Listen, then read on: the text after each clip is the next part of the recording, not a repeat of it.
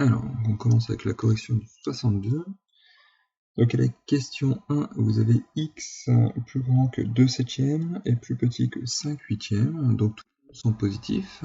Et dans les positifs, comme la fonction inverse est décroissante, eh bien on prend l'inverse, l'inégalité change, on prend l'inverse, l'inégalité change, et on prend l'inverse. Donc 2 septièmes devient 7 demi, x devient 1 sur x, et 5 huitièmes devient 8 cinquièmes.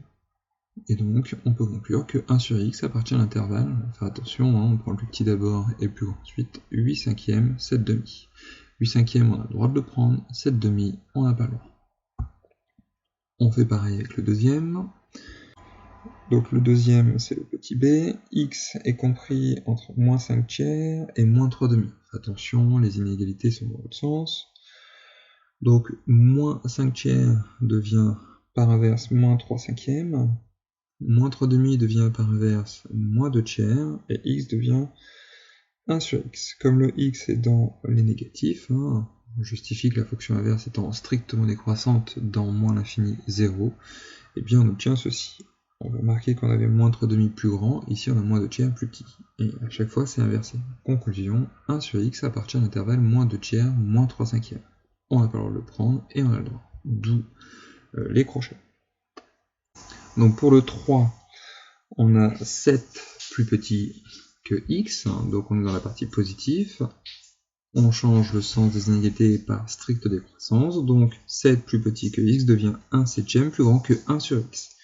Et comme dans l'énoncé on n'a qu'un seul nombre, on n'a pas un encadrement, on n'a pas des nombres de chaque côté de x, et bien là où il n'y a rien, apparaîtra un 0.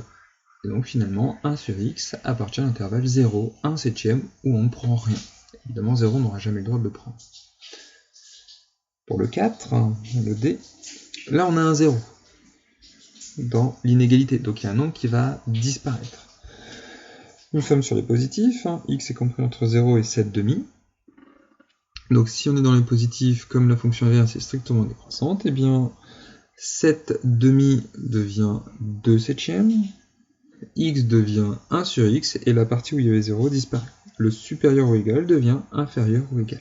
Et on aura donc tout simplement x appartient à 2 septièmes jusqu'à, on ne s'arrête jamais, plus l'infini. Donc plus l'infini on ne prendra jamais, et évidemment 2 septièmes, ici on a le droit de le prendre.